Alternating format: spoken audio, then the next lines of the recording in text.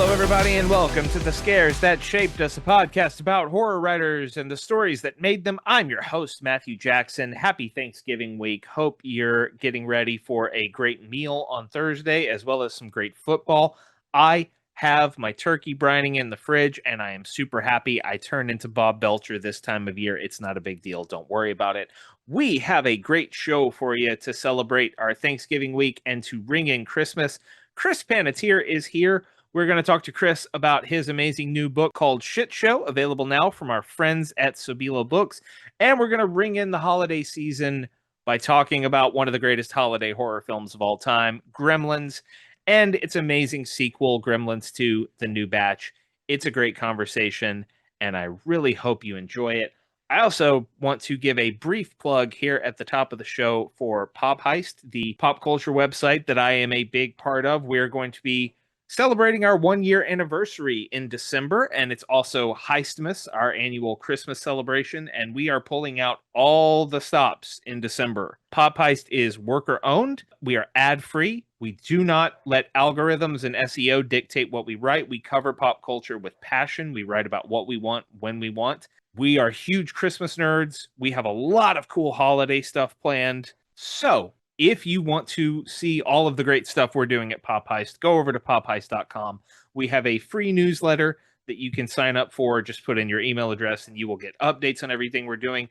We also have subscriptions. This is our main source of income, is subscribers. So, because we want to stay ad-free and worker-owned, if you want to help us out in that department, you can join Pop Heist and get all kinds of cool subscriber exclusives, including subscriber-exclusive Christmas stuff.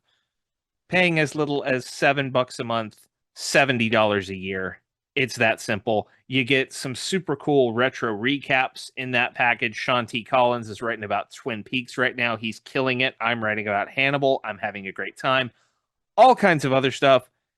Pop Heist is my home away from home. I love it so much. I want it to keep growing and thriving, and I want to be able to bring more cool writers in and do more cool stuff. And that happens with reader support. So if you like what I do, there's a good chance you'll like what we're doing at Pop Heist. Head over there, check that out. That's my plug for the week. Let's head over to our interview with Chris Panatier.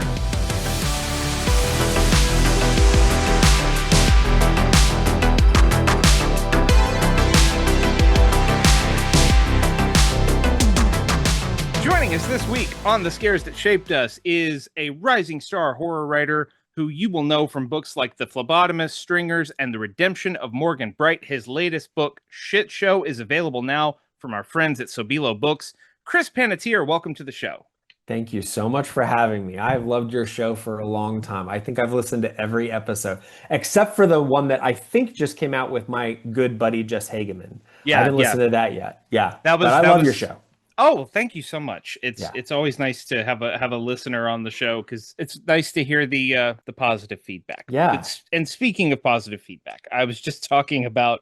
I just mentioned Shitshow, your latest release. It's from LP Hernandez's company, Sobelo Books, here in Texas. It is amazing and freaky and a little hard to describe.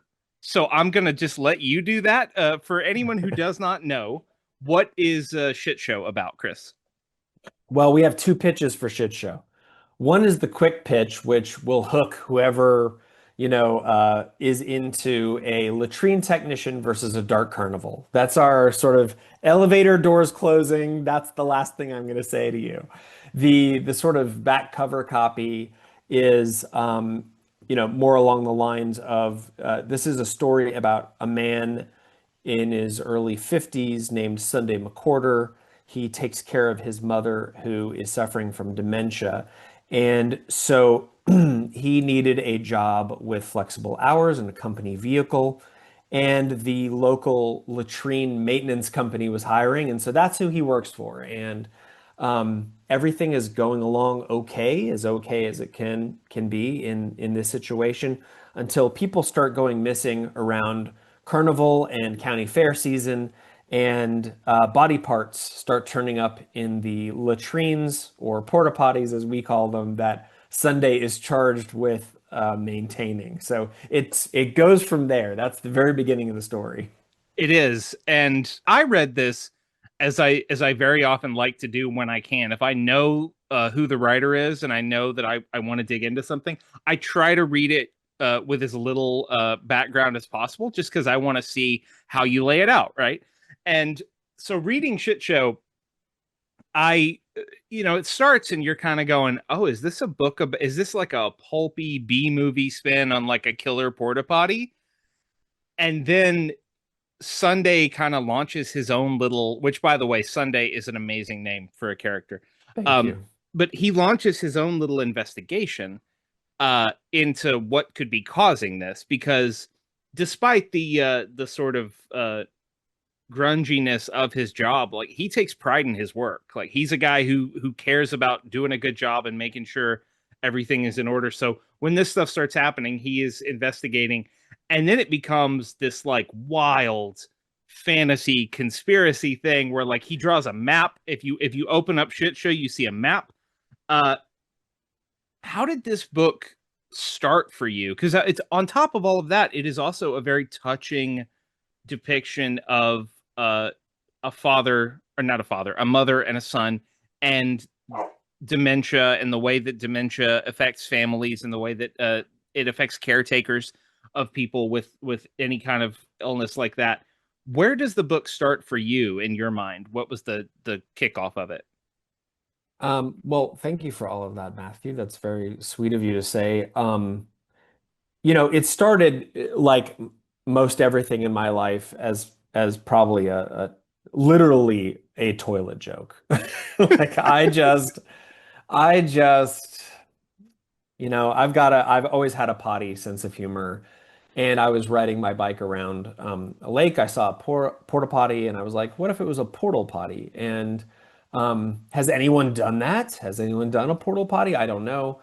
Um, so I instantly started thinking about this, and I was like, "There's got to be a novella here." And Shit Show's not a novella by word count, but it's just over. It's a Yeah, very yeah, short novel.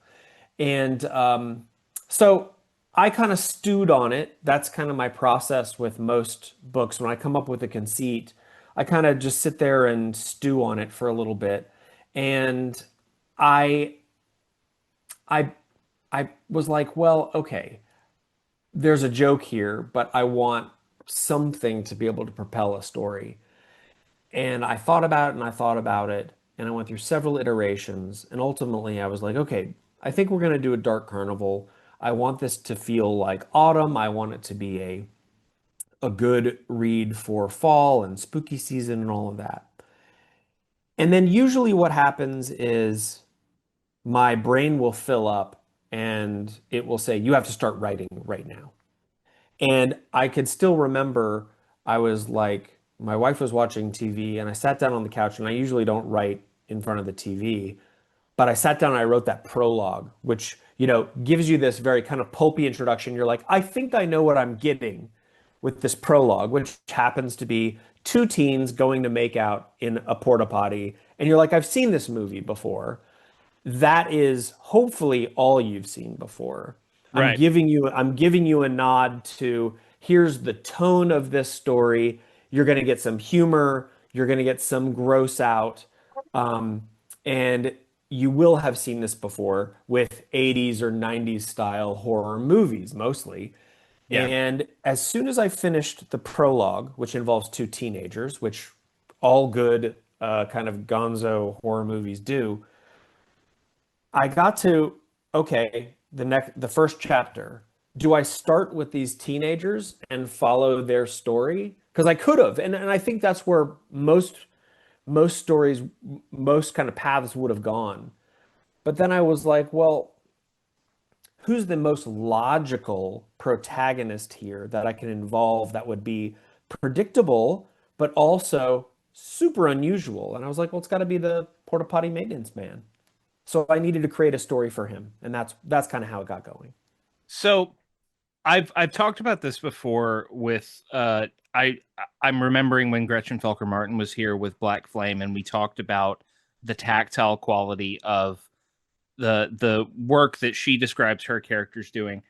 And this is so believable. Like for anyone with like who is unsure about a porta potty story, it's not that graphic, but it's it feels lived in. It You get to follow this guy through his day and understand what does it mean to be a porta potty maintenance man? What do you have to do? What is that like? Oh, there's a pump and a vacuum hose, and you have to drain them, and then you have to clean them, and then you have to do all of this other stuff. What was the research process like? I'm just imagining you calling a porta potty company and going like, "Hey, can I shadow you guys for a week? Like, what did you do? Ride-alongs with the porta potty guys? What happened there?" No, unfortunately, I didn't. Maybe I should have, but I can still remember where I was sitting one morning as I was looking up all the information I could, the stats on a porta potty maintenance truck, which they do call them honey wagons. Yeah, That is the lingo. That is why he refers to her as honey. I learned about, the reversible pumps, what kind of PSI they had. And I was like, Sunday is the type of person that he knows all the stats. He knows all the different specifications of the equipment he's working with. This is the type of person that we're talking about here. And I know that guy. I mean, I think a lot of us have met that person.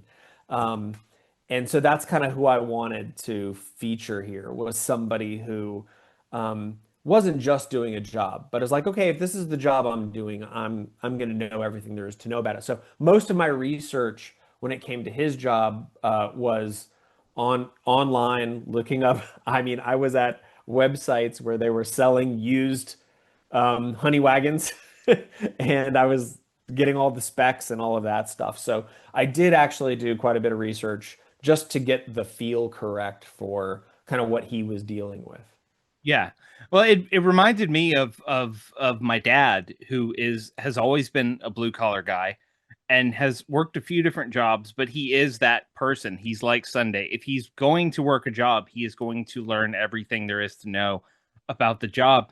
And he will drive you crazy with it. Like he my grandfather owned a gas station in Rosebud, Texas, and my dad they decided they were going to open for vehicle inspections. They were going to be state inspectors, and so my dad had to take the exam that you have to take to become a licensed state inspector.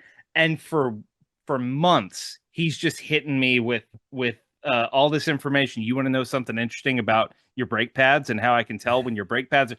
I'm like, Dad, oh my God. So anyway, in a very sweet way, it reminded me of my dad. And speaking of that, like this is a book that you mentioned Jess Hageman being on the show. We talked to Jess when Jess was here. We talked a lot about Austin and how her Yeah. book Mother Eating feels like Austin.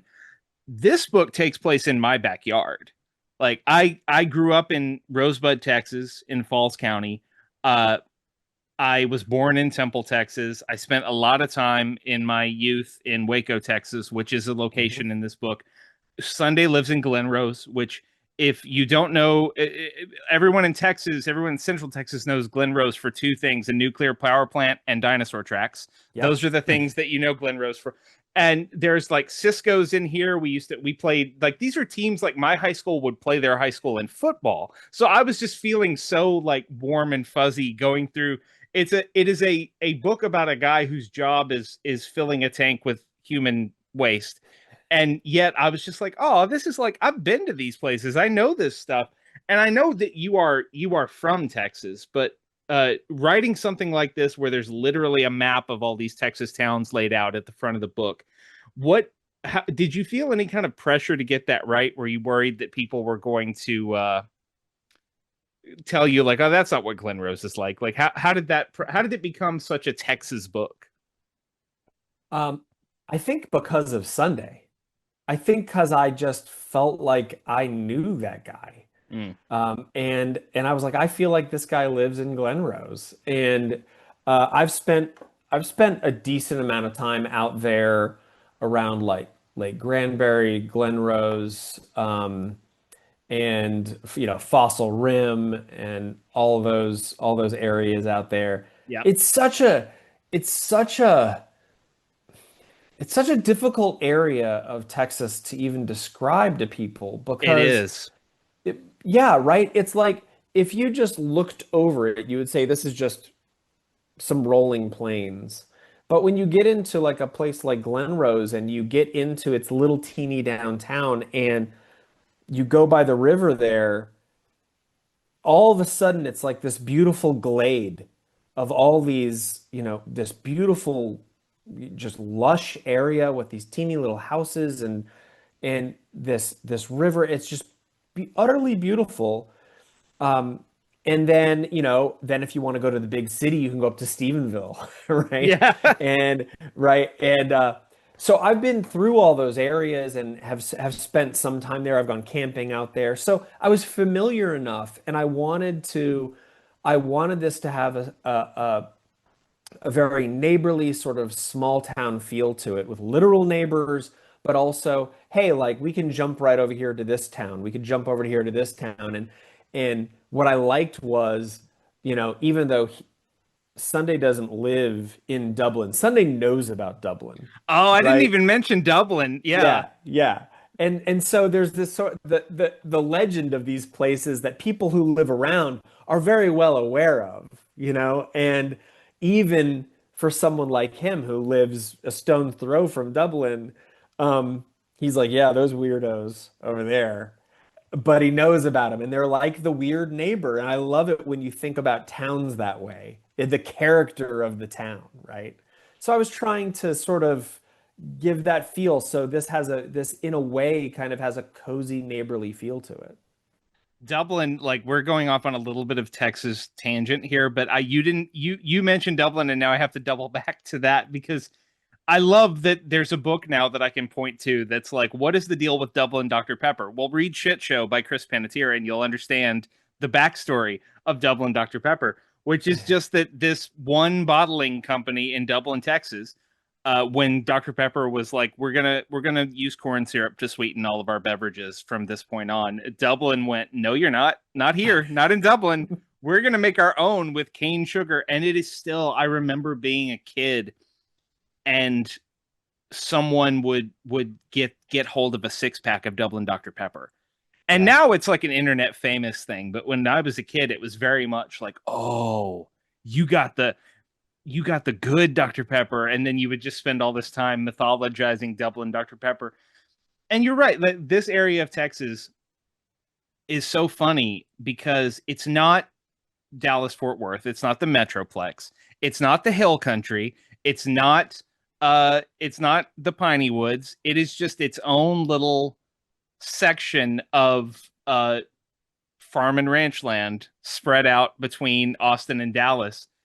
And it's like I said, it's where I grew up and I love it. And I write about it in my own fiction. And I just felt so at home reading your version of this part of Texas. It was so great.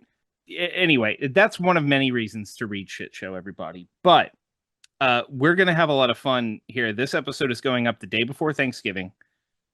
So we're gonna kind of ring in Christmas with a little bit of Christmas horror and a little bit of fun cartoon horror, basically. We're gonna talk about Gremlins. And when I say Gremlins, I mean the first two films directed by Joe Dante. Gremlins and Gremlins 2, The New Batch. I was so excited when you picked these movies, and when you said I want to make sure that you understand we're talking about both movies because I'm actually one of those people who likes Gremlins 2 better than Gremlins. Me too. Oh, great. Yeah. Gremlins is great. I love Gremlins. Yeah. Gremlins 2 is like a secret masterpiece. So, I want to start by asking, what do you remember about your first encounter with these movies? So our next door neighbor, my best friend growing up in Bartlesville, Oklahoma, um, he had HBO and I did not. And so when Gremlins came out, we did not see it in the theater. I was 8. This is 84. And we watched it on HBO when it came out, and my entire mind was just melted at that point. I couldn't believe it was. I was scared. It was scary because I think it was Gremlins that ended up causing the PG-13 thing to exist. I think people were freaked out about Gremlins. I could be wrong about that. It was one of the films that when it like that one, Indiana Jones and the Temple of Doom, and I think Poltergeist were all sort Okay. of on that bubble. Yeah. Yeah. So I saw it and I rewatched it yesterday, probably for the first time in over 30 years. My recollection of the movie was down to the word, Matthew. Mm, I watched it so many times as a kid that I remembered in the scene where the mother goes Rambo, right? Goes full badass in the kitchen. yeah. There is a point where there's that song is playing, Do You Hear What I Hear? Right? That Christmas song. I remembered, I go, oh yeah, she turns off the record player and it goes, yeah. Right when I remembered, and I remembered every line. I could not believe it was exactly the same, like exactly. But what stood out to me in the rewatch of the first Gremlins was just slow clap. It was so funny. Now, Gremlins 2 is a different animal, but the Yes. first one, the Gremlins themselves are so fucking funny. The humor is hilarious. The sound effects, it's just chef's kiss. It's a great movie. Setting aside Gremlins 2, which I kind of agree with you. Actually, I like better, but it's such a great movie, and I was really admiring the practical effects and and like all the facial expressions of Gizmo, all of that. However, one thing I had forgotten was that Corey Feldman is in this. Oh yeah. I totally forgot he was in it. Yeah. Feldman was everywhere. Yeah. It was 1984. Yeah. Felt this, and I mean he became a little bit of a Joe Dante regular for a little while there because he did this and he did The Burbs, which, Oh yeah. speaking of secret masterpieces, The Burbs, but that's a different episode of this podcast. Hopefully one day somebody picks The Burbs. What about Gremlins 2? Did you see that in a theater? I saw that in a theater. Now, okay, yes and no. When it first came out, no. I think I saw that like on HBO again. But I saw it in a theater 2 years ago in Austin on this thing at the Alamo down in Lamar, the Alamo Mm-hmm. Draft House, where they do like it's called like Terrible Tuesdays or something. And Terror it's Tuesdays, yeah. Terror Tuesdays, yeah. They did Gremlins 2. My friend and I were the last two tickets. We sat in the front row. I was looking straight up at the screen. And then afterwards, or maybe it was before, they had some people come and talk about it, and they told the legend of how Gremlins 2 came to be and how it was never gonna happen, and then it happened and how it happened. And that story, and of course you have to tie it into the Key and Peele sketch, is so crazy about how Gremlins 2 got made. So they actually did a Q&A with some people who were involved. So that was super cool. So I did see it in the theater like 2 or 3 years ago. Yeah. I've never seen either of them in a theater, but now that I did these rewatches, I want to. Gremlins is such a fascinating movie for me because, as listeners of this show know, I did not watch horror movies as a kid. So Gremlins was one of those things that my friends would talk about that I was not allowed to watch. So I didn't see it until I was well into adulthood. I was in my 20s, and it was like it's on all of the lists when you talk about Christmas horror movies. Like Gremlins comes up over and over again, and I was doing a big run of those. And I was like, well, it's time to watch Gremlins. It's just such a, and Gremlins 2 is the same way. It's such a movie. And what I mean by that is, yes, it is a silly B movie 1950s ass concept of what if these little monsters came into your house and you didn't care for them properly, and then they became like murderous demons and wrecked your town. Uh, but everything, like you were saying, from the sound design to Chris Columbus's script to the way Joe Dante directs it to the performers who are all to a one so committed to the bit. Yep. Yep. it's just it's the craft on display is incredible. And I find myself thinking about that movie all the time just because of how well put together it is. You're absolutely correct. There's not a false note in either Yeah, movie. In either movie, in terms of the effort put into putting on this goofball enterprise, acting it, everything, everyone, you're exactly right. They all got the memo, and everyone is marching in tune. And you could tell there's such joy in both movies. There's such joy in the performances because they are doing something that is super fun and super um just they don't like pull any punches. Like for instance in Gremlins, they kill a lot of people. they do. They kill and They kill a lot of people. I wasn't ready. I hadn't remembered that. Of course, I had remembered Mrs. Deagle. Deagle. Um, I remember her, but they killed way more people than I thought they did.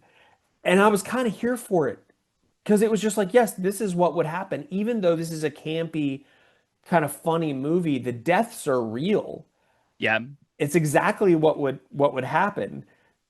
And then there's this other sort of undertone that the Gremlins are doing exactly what Gremlins are supposed to do. But the people are just, other than the mother who goes like ballistic against these gremlins, the rest are just sort of useless. The cops are useless. Her son is useless, right? Even when he comes in and she's fighting the Christmas tree and she's gonna die, son comes in and sort of casually like sees her and then pulls a sword off the wall. They have crossed swords just on their wall, Sure. knocks the gremlin's head right into the fire. There's so many great moments in this thing. And there's famously, this was shot on the same bit of the Warner Brothers lot where Back to the Future was eventually shot. So it's the same town. If you watch the movies like a year apart, it's the same town, just redressed. But Nice. the vibe of the town, it's so great because it feels like It's a Wonderful Life, which is not Hmm. surprising because Steven Spielberg produced this movie.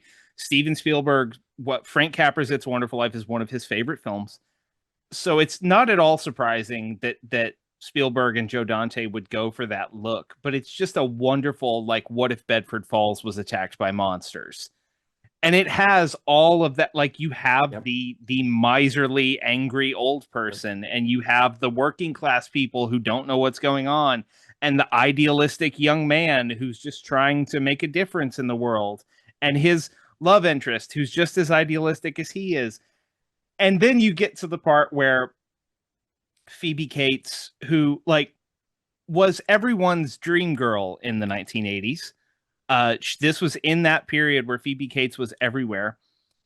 So like it's easy to fall in love with her. It's easy to see uh, why Billy is falling in love with her. Her character's name is Kate. But then she tells the story about how her dad died, It's the best. which is still one of the Holy most shit. it's still one of the most bonkers things I've ever encountered in any Yeah. movie. It is just such a left field, like, here's why I hate Christmas. My dad tried to play Santa and got stuck in the chimney and died. Yeah. That's why I hate Christmas. They smelled what they thought was a decomposing animal. It was dad dressed as Santa. But I got to say that that's one of those things where the writers, and you said this was Chris Columbus? Yeah, Okay. That script is well, sometimes you just have to, applaud a script where at every chance they flex all the way, right? And this was one of those times where they're like, okay, we're going to have her tell the sad story about why she doesn't like Christmas. They told the absolute best story that you could tell about why you don't like Christmas. The best. Totally unusual, but totally works, totally predictable, makes sense. But then the icing on the cake is the nod they give it in the second one. oh god, that's the best. That is one of the best jokes I've ever encountered in any movie, which is this is a good as good a place as any. When we were talking about doing this, Chris said Gremlins, and Chris said, but I want to be clear, I want to give a heavy nod to Gremlins 2. We can talk about both movies, but I want. And so last night I watched Gremlins 2 for the first time in, I don't know, 15 years or something. And I was like, this is like, not only is it an incredible satire, but it's like a weird anti-capitalist masterpiece. And it is one of the pound for pound funniest movies I've seen Yeah. from the 1980s. And that bit where Kate stops everything to tell another sad story, and Billy has to go, no, no, no, no, no, not right now, not right now. Let's go. And just shuffles her off screen, right? Oh my God. And I had forgotten about that. And when it happened, I was just like, this is again, I just have to applaud this writing and the fact that there's 6 years between these movies. It's the longest of long, of long jokes ever. The payoff is 6 years. It's Gremlins 2 is so interesting because, as you alluded to, it took 6 years to get it made. This was one of those things where like Gremlins was a huge hit.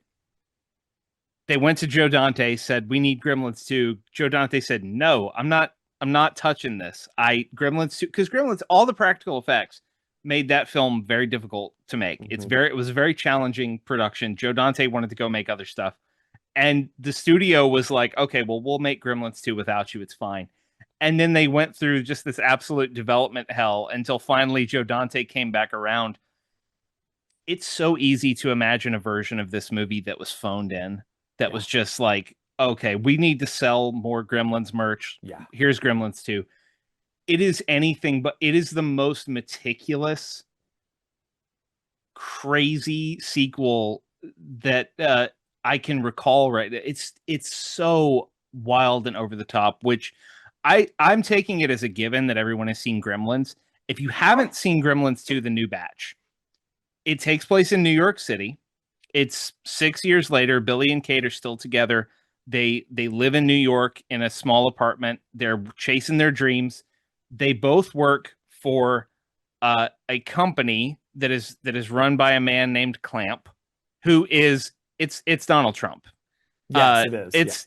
It's the 80s. It's 80s Donald Trump before he was the world's worst person, when he was just, I mean, he probably was already the world's worst person, but he was no, he was a business guy. He was Mr. Capitalism.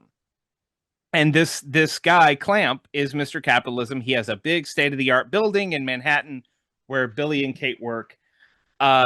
He's developing a new property in Chinatown where he has to wait for I don't remember the old man's name. Is it Mr. Chen? It's Mr. Wang. It's Mr. Wang. Mr. Wang, yeah. So Mr. Wang is the lone holdout for this guy's real estate development project. Mr. Wang dies. They raise his building to the ground, but before they do that, they find Gizmo the Mogwai in the shop, and they take him to the big state-of-the-art building where he is placed in the genetics lab. A Mogwai in a genetics lab in a big building. What could possibly go wrong? And from there, it just becomes this incredible. It makes fun of 80s businessmen. It makes fun of tourism. It makes fun of capitalism. It makes fun of Gremlins. It makes fun of the marketing hype around Gremlins. It is a take no prisoners movie, and I love it so much. It is so self-aware in the best possible way. There were 6 years in between them, of course, and so they actually make merchandising jokes about Gremlins in Gremlins 2. About like, oh, when Clamp sees Gizmo, he's like, oh, I could see one of these in the, with suction cups in the back of every car, which if you grew up during this time, you saw that.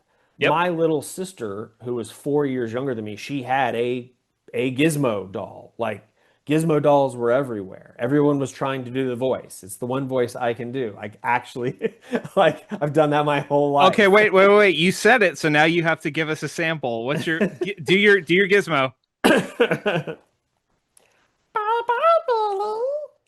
Damn, that's good. But but yeah, so I did, and if you kind of grid it out, you actually get like a Smeagol, you Yeah, get a a little bit. Gollum. Yeah. But yeah, anyway, the second one is amazing. What I learned a few years ago was that I have been slowly learning Chinese for like 4 years. And my instructor, we were learning about Halloween. So we're going through all the Halloween words, and I'm learning about jack-o'-lanterns, and I'm learning about costumes and all of this.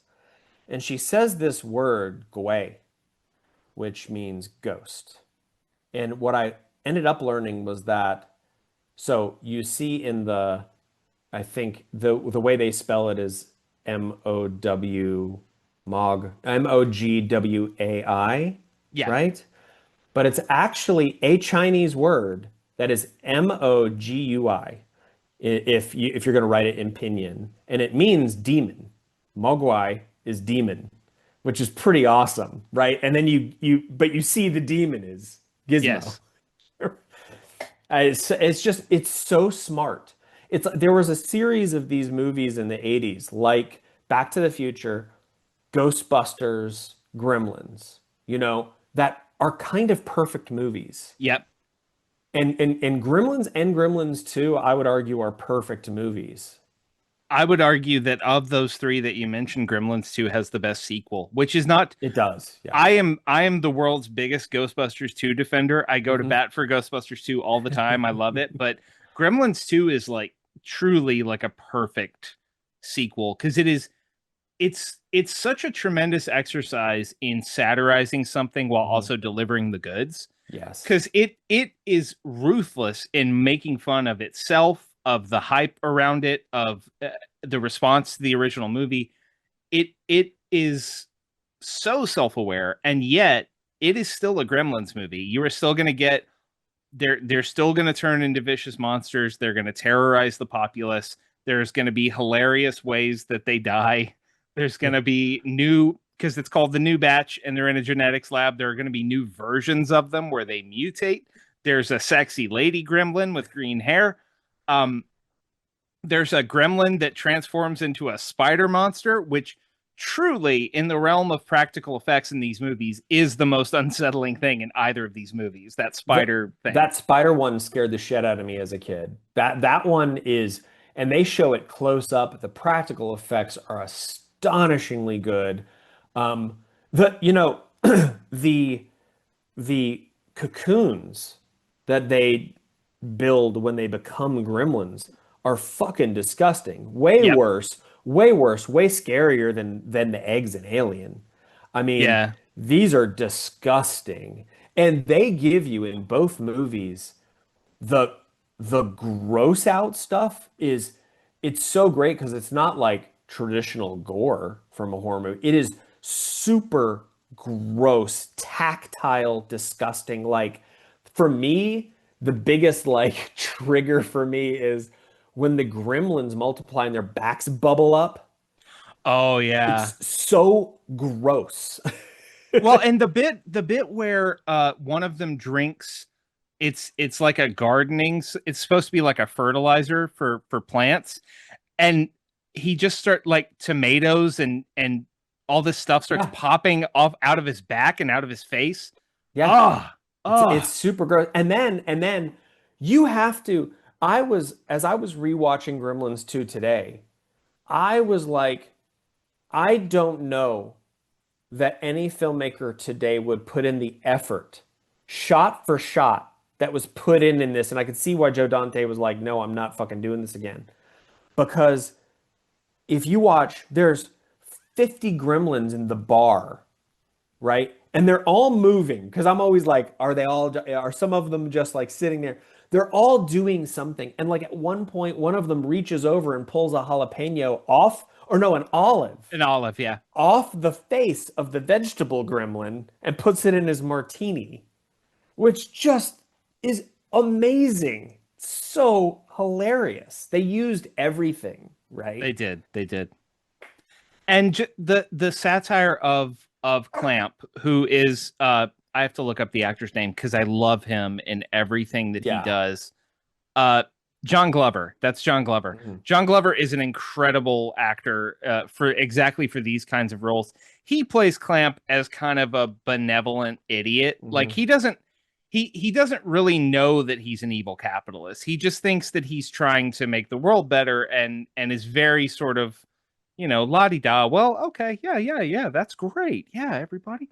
So he's not really Donald Trump, but the way that they lay out his building and the ruthlessness with which everyone goes through all of these weird rules and regulations is so funny, especially if you lived during the 80s, if you lived during that Reagan era and you remember that kind of polish and the way that so many people were like, yeah, this is the way America should be. Um, and then the Gremlins get to come destroy it all, and it's so Mhm. cathartic. I will also say there are just so many gags in this movie. You were Yes. talking about them using everything, and it's not just with the Mogwai. They never miss an opportunity to land a joke. They never miss like the fact that they're in the cloning lab and the two scientists in the cloning lab are twins Yeah. is such a great joke. And then the joke where Billy's boss is a who's a lady who would like to get with him, and so she invites him out to dinner, and they go to. She says, "I know a great Canadian restaurant." Yes. Which, whoever heard of it, but they go and it is just picture a stereotypical Canadian restaurant. That's what it is. And then they have a joke where the dessert is chocolate mousse and it's just a big moose head made of chocolate. Yeah. They're sitting at a table. I noticed today he's drinking a Molson. Okay, so it is Yeah. Canadian beer. And there's a giant, like they have to talk around a giant taxidermied like deer head or antelope Yeah. head, Yeah, right? it's like a big elk or something. Yeah. Yeah, yeah. I mean, they turned it all the way up. I mean, there's like the waiters are Mounties. It it's just you're exactly right. Every single joke they could make, they made. Well, and it's also this one opens with the Warner, not just the Warner Brothers logo. It opens with a little Looney Tunes short where Bugs Bunny and Daffy Duck are fighting over who gets to sit on top of the Warner Brothers logo. And so that is the start, and it is a wonderful tone setter because it's so clear that Joe Dante was looking at those old Looney Tunes and going, that's what Gremlins 2 needs to be. It needs to Yes. be Looney Tunes. It needs to be as big and maximalist as we can make it, to the point that there is a moment in the movie where the Gremlins steal the movie. Yes. They literally rip the movie off of the screen. They rip the celluloid away, and it's just Gremlins doing shadow puppets in front of a blank screen until, again, 1990, Hulk Hogan, which that's the thing I had forgotten about, was Hulk Hogan being in this movie. Speaking of like people from the 80s who haven't aged well, Yeah. Hulk Hogan stands up and berates the Gremlins. And so now canonically the only thing Gremlins are scared of is like water and Hulk Hogan. They, Sunlight and Hulk Hogan. I mean, there's so much to talk about here. I mean, There is. the fact that he yells at the Gremlins up in the booth, berates them, says these people paid good money to see this movie. You're gonna put it right back on, and then he looks right in the camera and he says, "Sorry, folks, it won't happen again." And he sits down. He does the whole shirt tear thing. He sits down, and then the Gremlins put the movie back on. It's so good. It's so good. So bringing this back around to your work, I'm glad you picked this for a lot of reasons, but I'm glad because this I see a lot of Gremlins energy in Shitshow. And I don't think that's accidental because you're talking about I'm not to say that you were like channeling Gremlins when you wrote it, but you were just talking about knowing word for word the entirety of the original Gremlins, and it feels like that movie got into your DNA in a way that would allow you to write something like this. That's just the portal potty joke. That is a Gremlins joke. Yeah, totally. Absolutely. So, like, did you ever make that connection yourself, or are we just making that connection now? Well, my energy, if I am writing something that's going to have humor in it, I'm gonna try to. It is a very deliberate choice to wring every ounce out of that rag. Right. So if I have a premise that is conducive to jokes and I am setting out to write something humorous, I'm gonna hit every single like whack-a-mole, every single one that pops up, I'm gonna bonk it, Hmm. right? So every opportunity I have, and I try and so I'm doing that in Shit Show. There's, every page probably has something humorous on it, while also trying to maintain the balance of also kind of telling a serious, emotional story and maintaining that balance. It's a crazy situation, just like Gremlins is a crazy situation. And interestingly, Sunday's kind of the straight man, right? Just like Billy is sort of the straight man in Gremlins. Billy, Sunday's actually got a lot more agency, I think, than Billy had. Billy is just sort of going along, getting shot by crossbows by Stripe in the mall. Um, but, but yeah, I mean, I kind of wanted a straight man where things are happening around him and he's just kind of having to push through it. And a lot of it is extremely comedic. And so when I was thinking about, you know, the fact that he lives in this trailer park, and I was thinking about, when I grew up in Bartlesville, Oklahoma, and just who was on my block. There was it wasn't three kids, it was two kids who were younger than us, these little shit ass fucking punks, right? Who we were like 11 and they were like 7. And I had them in my head and I was like, I gotta do a nod to these kids. And they turned into this trio of kids in Shit Show called the Doucettes. And they end up their path through Shit Show is actually honestly like one of my favorite things, because whether they are the pork urchins in the Dark Carnival or whether they are their human form Doucettes, they're the same. Yeah. Yeah, I love the Doucettes, and that is very Gremlins coded as well. Just the absolute mayhem of those kids. Like I grew up in the I'm from Rosebud, but really that was the postal code. Hmm. I grew up on a gravel road Yeah. in Falls County, Texas, kind of the middle of nowhere, and like almost every kid on that road growing up, I was related to.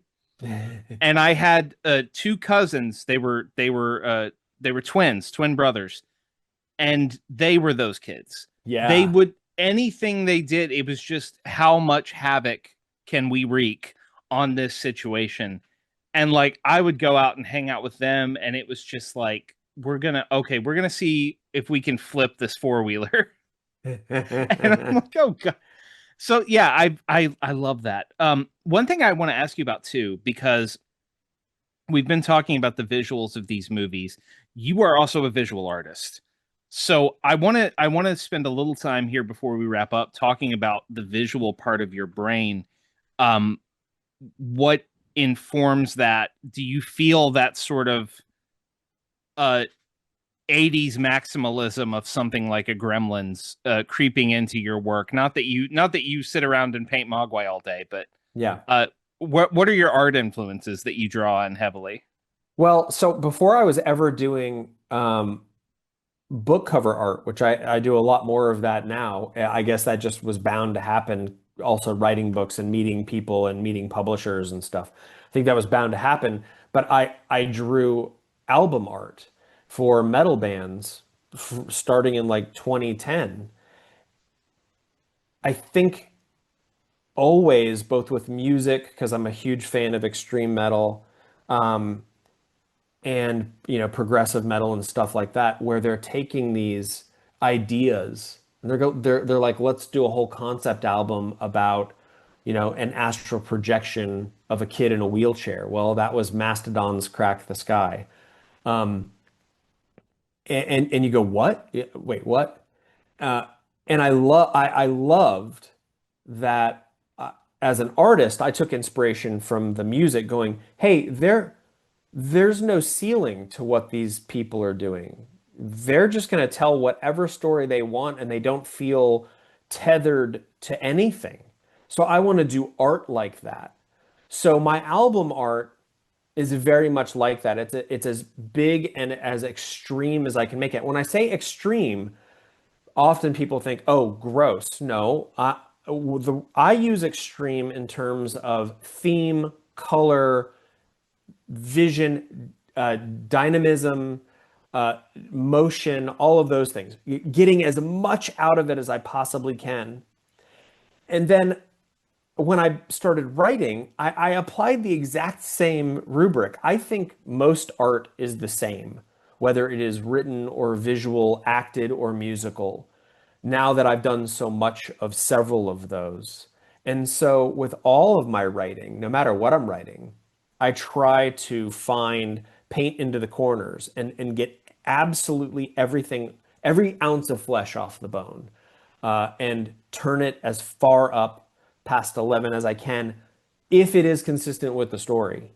Yeah. So Shitshow was very conducive to that because Shitshow was there's a basically an upside down with a carnival in it run by a sadist.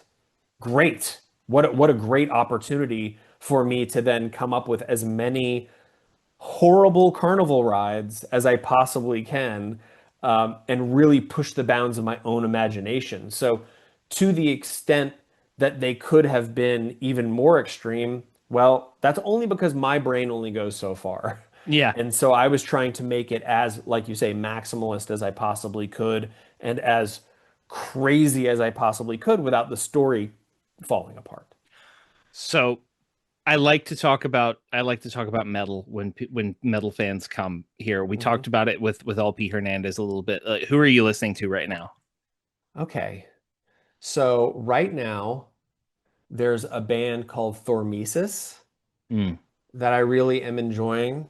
I am going back through my catalog of Kvelertak, which is a Norwegian, I would call it almost party metal. It just sounds, it's very fun and joyous. Um, I'm huge into Castle Rat right Oh, now. I love Castle Rat. They played the opening night party at Fantastic Fest this year, so I got to see them.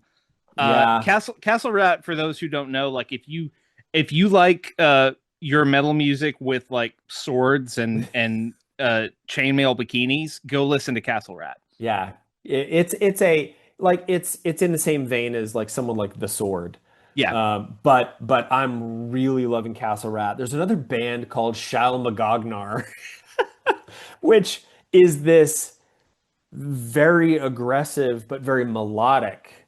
I would call it progressive-ish death metal that I'm really enjoying. And then another band, Wormwitch, which Worm Witch, yeah, I've heard Worm Worm Witch. Witch is fantastic. So I'm really loving them. And then I'm gonna give another shout out to another witch themed band called Witch Ripper. And Mm. Witch Ripper is out of Seattle. I've done two of their album covers. The second one is going to come out soon. Their their last album was absolutely awesome. And they're kind of like they kind of sound a little bit like Mastodon. They're kind of Mastodonish, but thematically more consistent, I think. Hmm. Because I think that, yeah, so Witch Ripper, it was called their 2023 album was called The Flight After the Fall. And then the next one, I don't know what they're going to call the new album, but I just finished the art for it. But a it's a concept album. The last one and the new one is a concept album. I love those. And then one more. There's a thrash kind of a progressive thrash metal band called Vector, Vektor, that sings like, one of their albums is an unofficial soundtrack to the movie Sunshine. Oh, yeah, I remember this now. Yes. Yeah, yeah, that they were just like we fucking love Sunshine, so we did a metal album that would be our soundtrack to Sunshine. I found once upon a time in like a dollar bin at Walmart a $1 DVD that was Nosferatu with a soundtrack by Typo Negative. Oh my God. Did you And buy it? I did buy it. I think I still have it somewhere. And to this day, I don't actually know if like that was Peter Steele writing music for Nosferatu or if Mm. someone just took Typo Negative music and set it to Nosferatu, but it works. No, I was going to say, it sounds like that would totally work. Yeah, absolutely. Um, yeah, I'm over here in my like I'm partying like it's 2003. Like I'm in a big Lamb of God phase again right Uh-huh. now. Yeah. I just discovered cattle decapitation, which Hmm. shout out to my buddy Brad who turned me on to cattle decapitation, and I'm really into the Black Dahlia murder right now because they Okay. came on my mix at the gym and they rule. Um, I have to listen to them. I actually have to give them more of a chance. I've only heard a couple of songs of theirs, but I got to listen to them a little bit more. I'm trying to listen to more Lorna Shore just because of his voice is just so insane. So I'm trying to get into some new stuff. Oh, and Borknagar. Borknagar is crazy. It's kind of a super group. They put out like seven albums. Borknagar, I think. I'm opening so many tabs in my browser right now because I'm going to listen to all this later. Their Uh, best album is their first like four albums are great. Colossus is a great one, but they after um what was that band? There's this singer. So what I love is like these guys are all the black metal guys from like Scandinavia. And Dimmu Borgir. So oh, one Jimmy, of yeah. the singer, the best singer from Dimmu Borgir is not the lead singer. It's ACS Vortex. I don't know his real name, but that's his metal name is ACS Vortex, and he's in Borknagar, and he has these like soaring clean vocals that are just they're not wino Iron Maiden vocals. They're like big vocals that are clean, so pretty. And then they've got another lead singer who is their like dirty vocalist named Vintersorg. So, I mean, I just Uh, love this shit because they just do whatever they want. Norwegian black metal is one of those things where it's the gift that keeps on giving because the more you think you understand what they're doing, then someone else comes out with some it. I yeah. Anyway, Yeah, we could talk about we metal all could. day, but that is a whole different podcast. Yes. Chris, before we let you go, I know you have a book coming out in February. Will you let people know where they can find you online and how they can get that book? Yeah, sure. Thank you. So I do not shy away from attention, so I'm everywhere online. My website is chrispanatier.com. I'm on Instagram at Chris Panatier, Blue Sky at Scribe of Hades, and TikTok as Chris Panatier. The new book is coming out from Rapture Publishing. It is their first book, full book. Normally, Rapture does chapbooks, but this is a going to be a limited to 350 books total, hardcover, illustrated by me, horror fantasy called Daytide, which I describe as black metal Wizard of Oz. And to go any further than that would really you get bogged down. There's some books that you could talk about for an hour and still leave people going, "What?" It's kind of like that. But I think I'm not saying my book is the Library at Mount Char, but I couldn't tell you what the Library at Mount Char is about either, and it's like one of my favorite, probably top five books. So hopefully this one is along those lines, and you can get that at rapturepublishing.com. And I think it's more than half sold out, and it comes out in on February 26th. So when All they're gone, right. they're gone.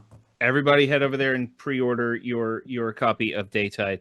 Our guest has been Chris Panatier. Chris, it was great talking to you. Thanks for being on the show. Matthew, I was so excited to be invited on here, so thanks for having me. Thanks once again to Chris Panatier for being on the show. Shitshow is available now from our friends at Sobelo Books.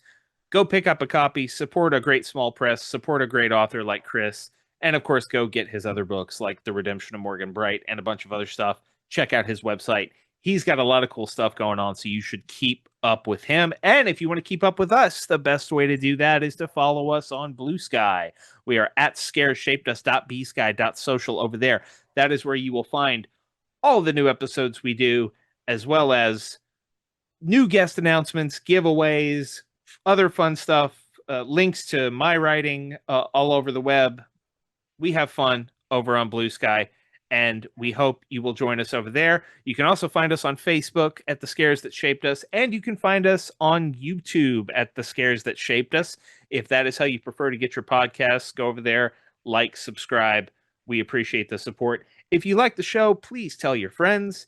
It is the holiday season. We're all going to be seeing people that we might not otherwise see. We're all going to be talking about stuff like, what have you been into lately? What podcasts have you been listening to?